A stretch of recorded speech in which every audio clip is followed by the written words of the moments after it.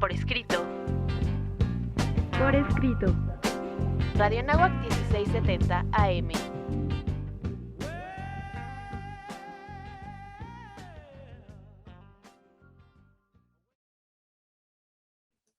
Bienvenidos a un programa más de Por Escrito. Estamos en Radio Anáhuac 1670 de AM. El día de hoy nos acompaña. ¿Qué tal? ¿Cómo están? Muy bienvenidos. Mi nombre es Cecilia Durán Mena y estamos con el gusto de tenerlos con nosotros. Un servidor, Juan Carlos Padilla. Mi querida Ceci, nuestras redes sociales. Ay, ahora me tocan a mí las redes sociales porque hoy estamos extrañando a Raúl. Entonces síganos por favor en Facebook, por escrito.mx, en Twitter, @revista por escrito _, en Instagram, revista por escrito, en Himalaya por escrito, en Spotify por escrito, también en nuestro canal de YouTube, revista por escrito, y nuestra página también, porescrito.org. Nos dará muchísimo gusto que nos visiten y que nos sigan y que nos den el like y que nos dejen todos sus comentarios. Queridos radioescuchas, ¿estamos solos en el universo? Vamos a averiguarlo en la siguiente sección. Vamos a nuestros pretextos literarios. Wow. Pretextos literarios. Ya en nuestros pretextos literarios, mi querida Ceci, reporte de última hora. ¿Qué pasa? Parece que Raúl ha sido abducido por los extraterrestres. ¿Será por eso cierto? que no llegó? ¿Será por eso no llegó? Fíjate que hace ratito que hiciste esa voz, me recordaste a Pedro Ferriz Santa Cruz, que era un hombre que toda la vida estuvo como obsesionado con el tema de los extraterrestres, del universo, que es el tema del que vamos a estar hablando el día de hoy. Y es que la verdad es que lo extraterrestre es un pretexto literario interesante, bello, que mezcla también parte de ciencia, parte de ficción, y es que el hecho de que el hombre pueda elevar la mirada y pensar qué es lo que hay allá en el universo, qué puede estar más allá de la Tierra, estaremos solos, Juan Carlos. ¿Tú qué crees? Yo creo que no estamos solos en el universo. Que conste, para los que nos siguen con asiduidad, que Cecilia Durán la otra vez hizo magia y cambió el guión y ahora está tratando de reponer. Así le habrá ido con la Santa Inquisición del programa. En realidad es muy buen pretexto literario y además comienzas de manera interesante. Pedro Ferriz Santa Cruz. Yo recuerdo, y quizá tú lo recuerdes, Ceci, los radioescuchas que hayan pues tenido cierta conciencia ya por 1994, si mi memoria no me falla, fue candidato por el Partido del Trabajo a la presidencia de la República. Y en aquel entonces había unos peluches en TV Azteca que hacían sátira política. Y dentro de la sátira política, los seguidores de Pedro Ferriz eran unos marcianitos que estaban cantando Ferriz, don Pedro Ferriz, diciendo que iban a votar por él. Esos peluches de ese programa de televisión fueron bastante simpáticos. No sé después qué pasó, se truncó un poco la libertad de expresión en este país, pero él y Jaime Maussan son quizá los dos grandes representantes del tema extraterrestre en este país. Y a ver, podemos creerlo o no, podemos creerlo de una manera o de otra. Yo estoy ciertamente convencido, no porque tenga pruebas de ello, de que no somos los únicos seres en el universo, aunque sí probablemente los seres más bendecidos del mismo. Y tan es así que podemos estar pensando y enviando mensajes, como solía decir Pedro Ferriz Santa Cruz, siempre hay algo que se nos queda de lo mucho que se nos va. Es totalmente cierto. Y también decía, un mundo extraño nos vigila. Y es que yo creo que hay un debate, Juan Carlos, estarás de acuerdo conmigo, entre la fascinación que puede producir esta vida diferente, esta inteligencia, pero también nos da miedo. También el factor extraterrestre es un factor catalizador que, ay, no sé, como que siempre nos deja inquietud, porque también es otra forma de otredad, es una forma de ver lo que no somos y cómo nos imaginamos a un marciano. Ray Bradbury se lo imaginaba, pues, como los humanos que se fueron a vivir a Marte y nacieron allá. Pero de repente, pues vemos como personajes de piel verde, con ojos así, con las pupilas muy, muy dilatadas, con antenitas, en fin, creo que sí nos lleva a tener cierta fascinación porque tenemos que explotar mucho la fantasía para imaginarnos cómo podrían ser este tipo de personajes, ¿verdad? Distintos a lo que podría ser el ser humano. Y que es muy interesante además porque nosotros llamamos venusinos a los habitantes de Venus, marcianos a los habitantes de Marte, pero la palabra extraterrestre es mucho más amplia. Ahora, preguntamos si hay vida en otros planetas y lo que nos aterroriza es que haya vida inteligente y superior en inteligencia a la nuestra. Eso es lo que realmente espanta. Porque si resulta como ahora ha estado ocurriendo que en Marte puede haber microorganismos que puedan llegar a tener un tipo de evolución similar a la que en el planeta Tierra se fue desarrollando siguiendo la teoría de la evolución hasta llegar al ser humano racional que somos el día de hoy, pues es distinto. Aunque por ahí hay algunos rumores, lo voy a soltar de una vez. Hay una actriz mexicana, Marta Gareda, bastante conocida, que en una entrevista andaba diciendo que él habló con Elon Musk, personaje del que tenemos que hablar en las Ay, conversaciones, sí. donde le dice que en realidad ya hay cosas construidas en la Luna. Se supone Ajá. que el lugar al que tendríamos nosotros que migrar cuando este planeta quede completamente destruido sería para allá. Pero lo que resulta muy interesante es, por un lado, la fascinación de encontrar vida inteligente con una inteligencia igual o superior a la nuestra, aunque causa terror. Y por otro lado, también el sabernos absolutamente solos en el universo es algo que también causa pánico, porque el universo es amplísimo. Y también es cierto que el tema ecológico está afectando de tal manera que saber o creer que somos los únicos en el universo y que de nuestras manos dependa una supervivencia del futuro del planeta es muy interesante. ¿Algún último apunte antes de irnos a la siguiente sección? Lo más curioso de todo esto es que pensamos que el tema de los extraterrestres es algo moderno y ya vamos a ver cómo viene desde antiguo esta curiosidad. Pues bueno, de esto y mucho más vamos a estar platicando. Todavía tenemos un par de minutitos. En otros apuntes, claro, ahora vamos a aterrizarlo a la literatura. Y la literatura se ha fascinado por este aspecto desde la antigüedad, cuando el mundo conocido era un mundo pues, relativamente limitado. Hablamos de las columnas de Hércules y que los navegantes no querían salir. Eso era lo extra, quizá no terrestre, porque no se hablaba del planeta Tierra, no se tenía este concepto, pero sí se hablaba de aquello que está más allá. Y aquello que es desconocido y que está más allá también causa este pánico. Y eso es lo interesante de esta relación con lo extraterrestre, que también da cabida a la ciencia ficción. Ahora, la ciencia ficción sería todavía más amplia que el tema completo de lo extraterrestre.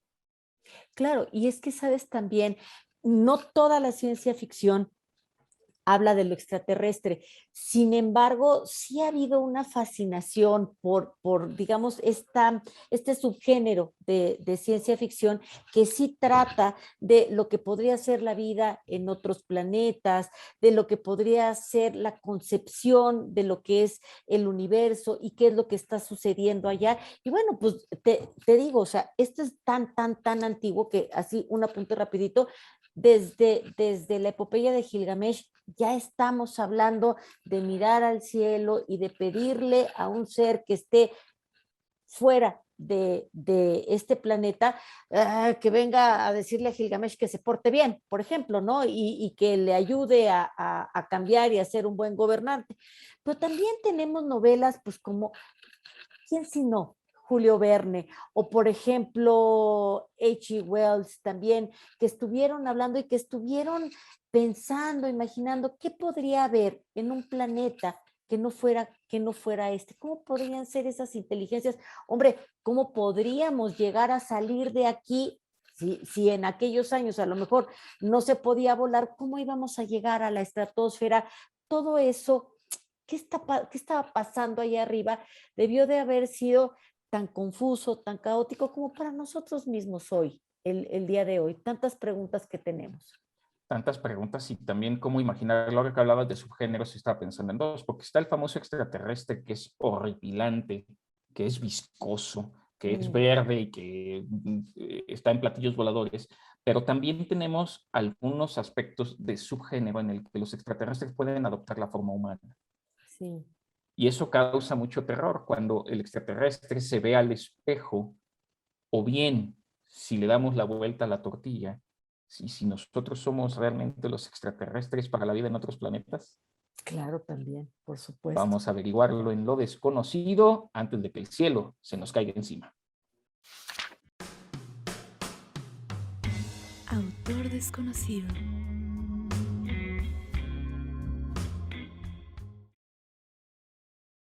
Pues en esta sección ahora sí les voy a platicar de algo que casi estoy segura de que es desconocido. Y es que, ¿qué creen? Johannes Kepler era cuentista. Miren, a principios de la Edad Moderna, las nuevas concepciones astronómicas y físicas fomentaron estas ideas relacionadas con otros mundos y la vida extraterrestre, de modo que proporcionaron un territorio sin precedentes para la imaginación científica, literaria y, a saber, el nuevo mundo que pensaban que habría en la Luna. En vista de ello, utilizamos la obra Somnium de Johannes Kepler como un rastro y una pista con el fin de examinar este vínculo que existe entre la literatura y la ciencia en el principio de la modernidad. Fíjense que es importante resaltar cómo se exploran estas ideas relacionadas con la pluralidad y la habitabilidad de los mundos y la posibilidad de viajes lunares, cósmicos y este contacto íntimo entre la ciencia y la literatura, entre lo científico y lo fantástico.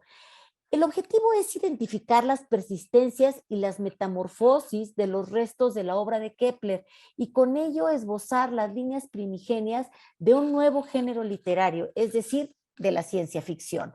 Al proponer este ejercicio de hermenéutica e historia sobre Somnium, lo que podemos ver y lo que tenemos que tener en cuenta, al menos en parte, son las transiciones y las recepciones del tema como una trayectoria en la idea del tiempo.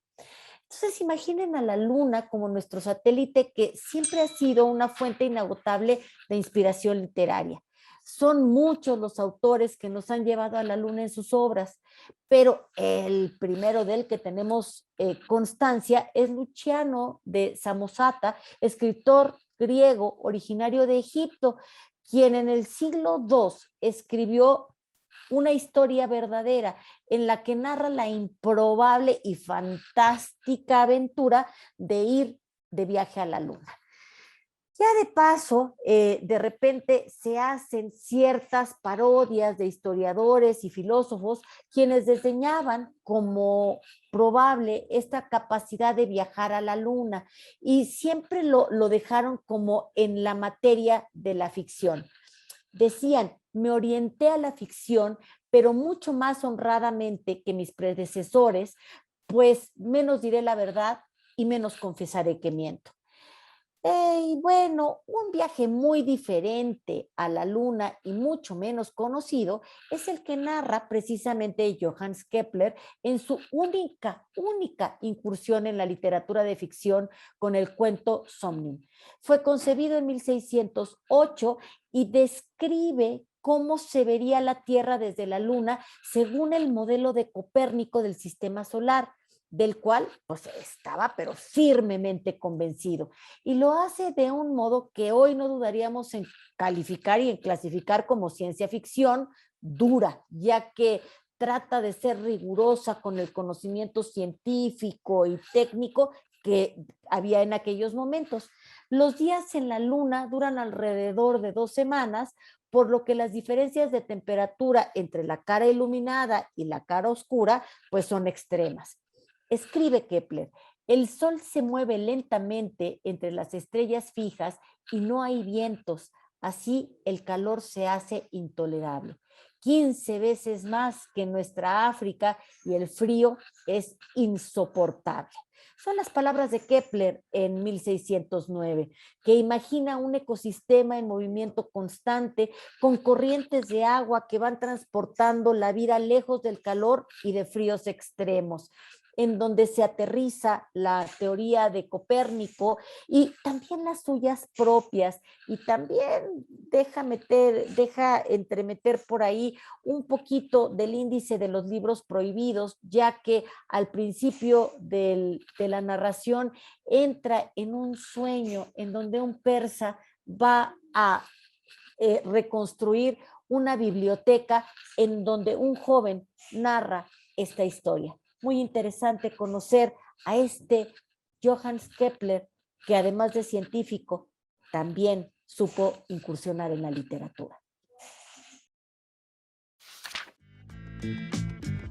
Conversaciones.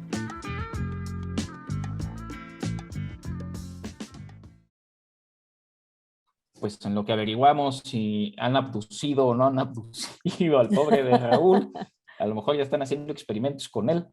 ¿Cómo comenzamos la conversación? O más bien, quizás, Ceci, podríamos abrirlo con lo que creo que es lo más interesante del tema extraterrestre, que es, y esto quizá no lo sabes porque no está mencionado así en el guión, el primer fenómeno de efecto masivo en medios de comunicación se da en 1938 con la novela dramatizada por Orson Welles de La Guerra de los Mundos, en la que más de 1 millón de personas salieron despavoridas a la calle creyendo que llegaban los extraterrestres. ¿Por qué no nos platicas un poquito de eso? Fíjate que, y te voy a platicar quién fue la primera persona que me platicó de esto, y además nos encantaba escucharlos. Cuando yo era chica y cuando estaba en primaria, yo iba en el camión de la escuela, y entonces Don Lupe, que era el chofer del camión, que además debe de estar bien cerquita de Dios ahorita, híjole, se fascinaba contándonos eso, y entonces él hacía la voz de Orson Welles y nos asustaba y nos decía que iban a llegar los marcianos y nos reproducía todo ese miedo que en realidad sí se causó en la ciudad de Nueva York, porque fue tan vívido esto que hizo este hombre, y además lo hizo tan bien, con tanta pasión, que la gente sí creía que estaban llegando los marcianos, y entraron en un caos, en una desesperación. Mucha gente se aventó al río, mucha gente trató de tomar su auto y salir de la isla, en fin, fue un verdadero caos. Desde entonces me temo que ya la gente que tiene contacto con los medios de comunicación ya no hacen ese tipo de cosas, porque pues saben que, pues, ¿cómo te diré? Qué tan verosímil puede ser o no puede ser, pero fue verdaderamente todo un fenómeno mediático, y que causó mucho pánico entre la población. Se conoce como el primer fenómeno de masas porque aproximadamente habrían llegado a 12 millones de personas. Pero hay varios apuntes interesantes que se dan ese mismo año. De hecho, acaba de ser porque fue, me parece que finales de octubre o principios de noviembre. Entonces estamos un poco como en las celebraciones de ese evento anualizado. Parece que hay cierta intención de parte de Orson Welles, eso por un lado. Por otro lado, 1938 también fue el año en que salió Superman. 1938 acababa el nacionalsocialismo de adueñarse, de anexarse parte de Polonia. Estábamos por comenzar una guerra.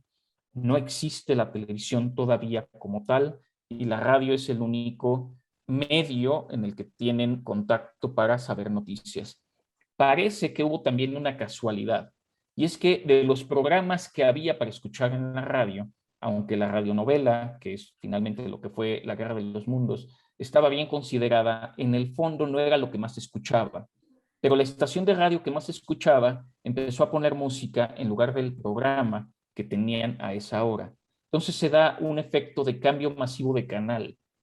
Y cuando la gente entra, pero entra tardíamente a la dramatización, entonces empiezan a creerlo porque ellos no tienen ninguna noticia de lo que pudiera estar ocurriendo. Y con este contexto histórico, en Estados Unidos particularmente, que podemos hacer la anotación, los marcianos, o bueno, los extraterrestres inteligentes siempre que llegan a invadir a la Unión Americana. Sí, claro. Además, siempre a la ciudad de Nueva York, que es como el gran escenario, la gran protagonista de todas las cosas. Y mira, ya entrados por ahí, porque creo que uno de los grandes filones que tenemos de extraterrestres y de literatura de extraterrestres, pues está en los Estados Unidos. Y creo que Ray Bradbury, con sus crónicas marcianas, híjole, es una de las mejores plumas que tenemos, de los mejores exponentes. Crónicas marcianas es una antología de relatos que van a narrar acontecimientos que dieron lugar a la colonización de Marte. Por eso son crónicas marcianas.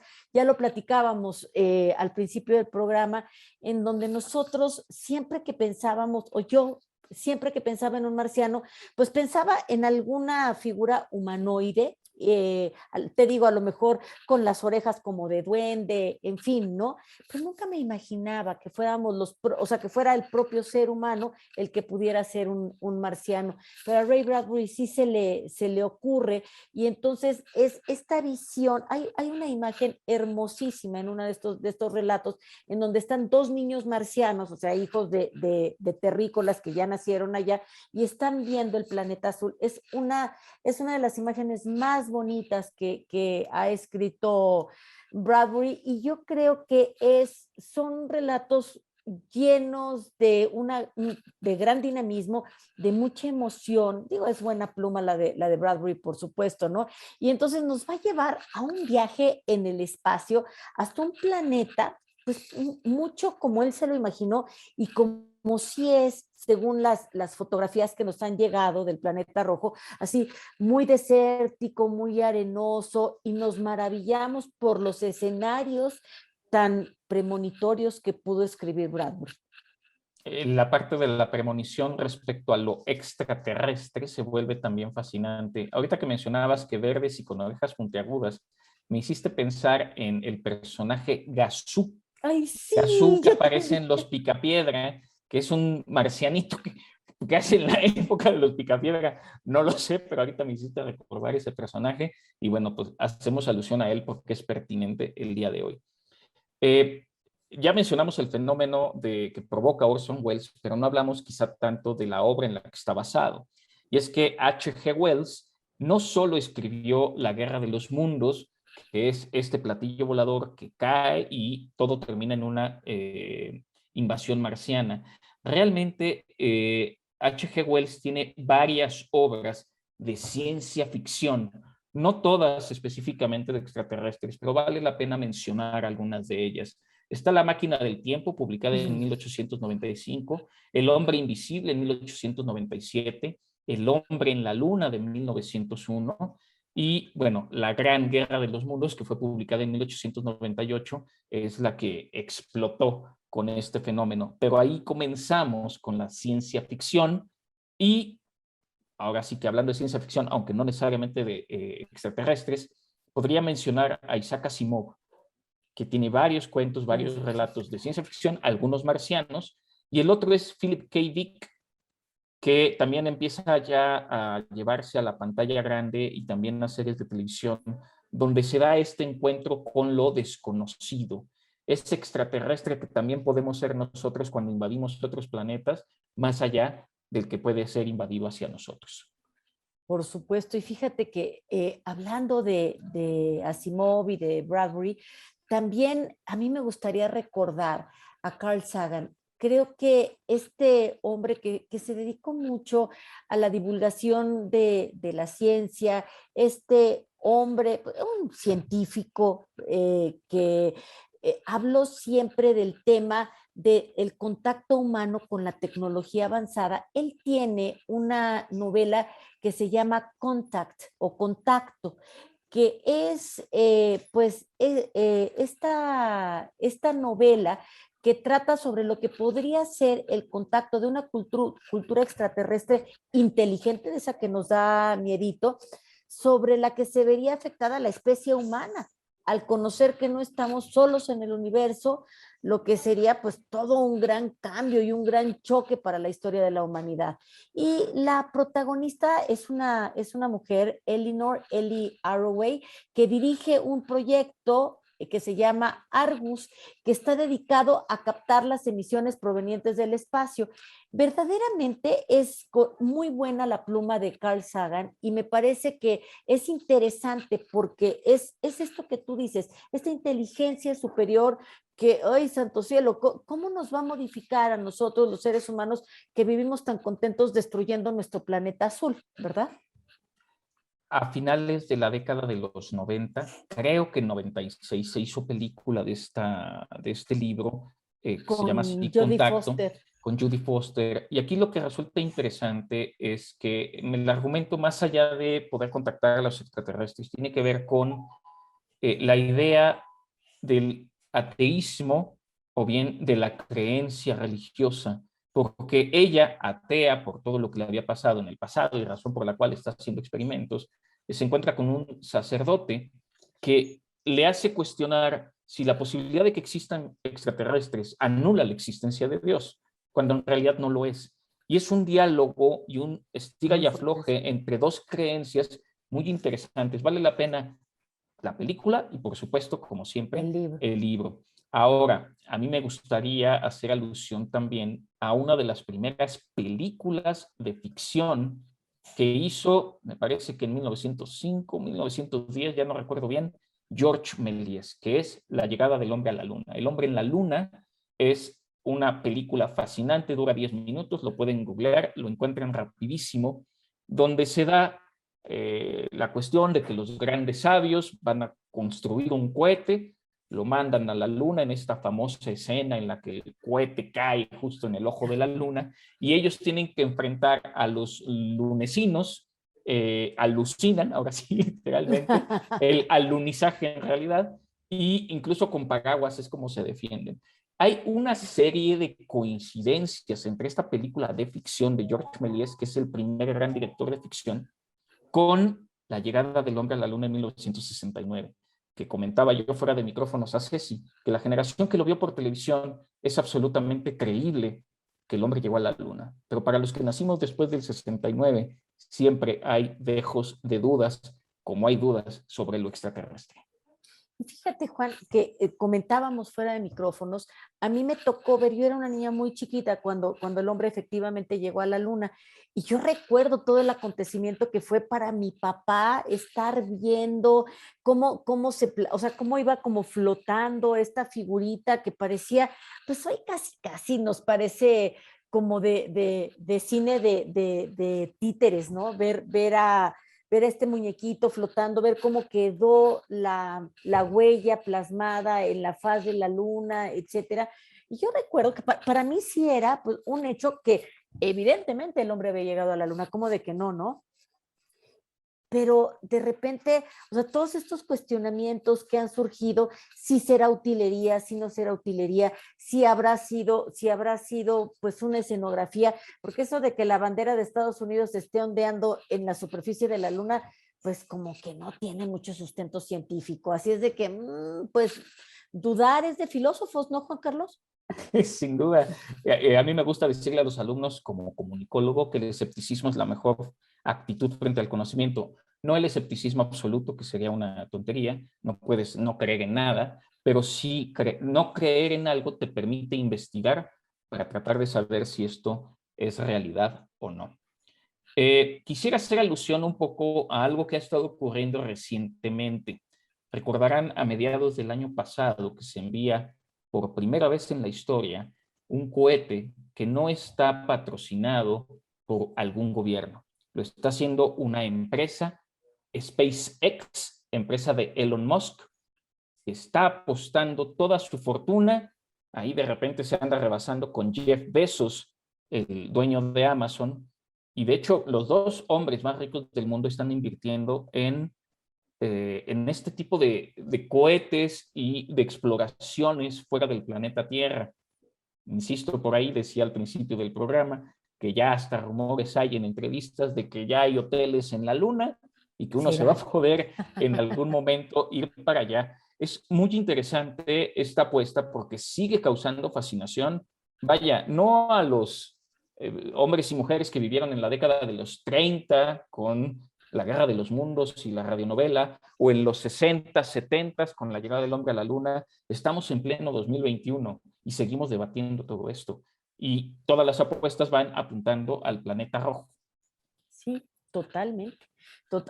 Y digamos, porque es lo más próximo, o sea, después de la luna, pues digamos que es el brinquito más cortito, que es un brinquito bastante largo poder llegar allá, digamos, no es de que ahorita vengo, me voy de fin de semana y regreso, no, o no por lo pronto, ¿verdad? No por lo pronto. Y a mí, ¿sabes también que me llama mucho la atención, Juan Carlos? Toda esto que tú decías al principio, de estos marcianos, pero que en realidad tienen figura de persona. Y recordé algo que decías cuando recordaste a Gazú. Cuando yo estaba chica, había un programa que se llamaba Mi Marciano Favorito. Y entonces mi marciano favorito era un señor, como cualquiera de nosotros, pero cuando se emocionaba mucho, se le salían las antenitas, y entonces por eso te podías dar cuenta de que era un marciano y pues, no era un terrícola. Y tenía ciertos poderes que los terrícolas no tenemos. Entonces de repente podía leer la mente y de repente podía como mover a los terrícolas para que hicieran ciertas cosas. En fin, un programa muy, muy chistoso en donde salía Bill Bixby, que era, digamos, como el terrícola que le estaba dando casa a este marciano. Y hoy de repente también dices, híjole, hay muchas teorías muy extrañas en donde dicen que muchos de nuestros políticos en realidad no son terrícolas, sino son marcianos y tienen intenciones perversas. Hay gente seria que dice que en realidad nosotros tuvimos acceso a tecnología que no era terrícola y gracias a eso hemos logrado el desarrollo que hemos logrado. Vamos a regresar a la literatura. Ya en otras ocasiones he hecho mención de esta serie de novelas del autor Douglas Adams, La guía del autoestopista intergaláctico, Ay, sí. donde Richard Dent es ¿cómo se llama? Un terrícola que es rescatado en un último momento por otro que parecía terrícola, pero que en realidad era marciano, cuando el planeta Tierra tiene que ser demolido para hacer una autopista galáctica. Y bueno, como le había salvado la vida sin saberlo el terrícola al marciano, pues le rescata antes de que se ha destruido el planeta Tierra, que efectivamente desaparece, y son las aventuras que tiene él con todos los seres de la galaxia por todos lados. Pero no termina todo ahí, porque es una serie de 5 libros que hizo este autor. El segundo se llama El restaurante del fin del mundo, donde el fin del mundo ocurre cada noche, ¿por qué no? El tercer libro se llama La vida, el universo y todo lo demás. Mis alumnos que me conocen saben que siempre hablamos de la vida, del universo y de todo lo demás, haciendo referencia a la obra de Douglas Adams. Informes sobre la Tierra, fundamentalmente inofensiva, es la 4ª entrega de la serie. Y finalmente, este no lo he leído, de hecho sigue todavía cerradito, se llama Hasta luego y gracias por el pescado, porque se supone que el ser humano en esta saga es en realidad el tercer animal más inteligente del planeta, después de los ratones y los delfines. Cuando nosotros les damos pescado a los delfines, dice la novela, los delfines están tratando de advertirnos que se va a acabar la vida en el planeta Tierra, pero nosotros solo les damos pescado. De modo que los delfines abandonan el planeta Tierra y nos dejan a nosotros. Hasta luego y gracias por el pescado. Pues sí, qué barbaridad. Fíjate que yo quisiera regresar también a una novela que se llama Solaris de Stanislaw Lem.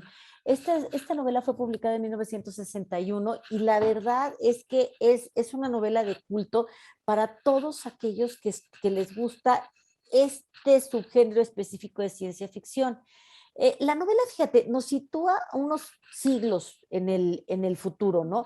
Y se va a centrar en la vida del protagonista, que se llama Chris Kevin, que es un psicólogo que ha sido enviado al planeta Solaris, así se llama la novela, para investigar los problemas de conducta que estaban experimentando los tripulantes de una plataforma de observación que estaba localizada en la superficie del planeta. Y entonces está completamente cubierto por una especie de océano, en fin.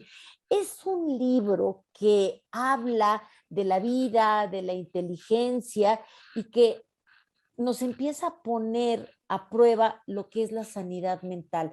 Pensemos que en 61 todavía estamos muy próximos a la novedad de las teorías de Freud, entonces él como que las trata de aterrizar y ayuda con esta novela también a definir este género de ciencia ficción que se caracteriza por tratar de interpretar formas de inteligencia diferentes y dándonos ciertos propósitos que no podemos vislumbrar ya hasta que va muy avanzada la novela. Es muy interesante y es imprescindible y es una buena recomendación para leer.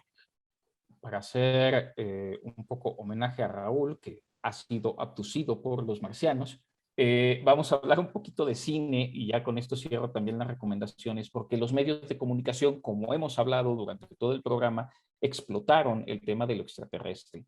Quisiera hacer alusión primero al juego de Ender, Claro. publicado en 1986 y se hizo una película hace no más de 5 años, extraordinaria. No voy a hablar más de eso, búsquenlo y busquen también Annihilation o Aniquilación, Encuentro cercano del tercer tipo, E.T., la serie Alf, Contacto, ya hablamos de ello, Señales, Interestelar, El Día de la Independencia, La Guerra de las Galaxias, Star Trek, Invasión, La Llegada, Pasajeros, Alien, Área 51, Marcianos al Ataque. ¿Qué más quieren? Habrá que buscar y ver este tema de los marcianos que claramente nos fascina a todos. Despedimos el programa, por favor. Hay mucho y hay tanto. Quiero agradecer a Luis Alberto Carmona y a Ariani Sánchez, que estuvieron ayudándonos a hacer el guión, y también en la edición a Carla Ángeles, a Daniela Muñoz y a Jocelyn Cabrera, que siempre son un equipazo. Bueno, estamos haciendo cosas maravillosas en Por Escrito. Seguimos despido, soy atrapando Cecilia lectores y escritores para nunca dejarlos ir. También se despide un servidor, Juan Carlos Padilla, no sin antes agradecer a Valeria Martínez y a Abraham Nojurli que hacen esto posible, Inés Rendón también, casi se me olvida. Que su vida literaria sea gozosa y no se dejen, como Raúl, andar secuestrando por los extraterrestres.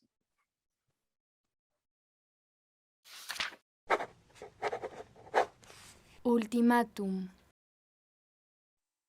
No buscamos nada, salvo personas.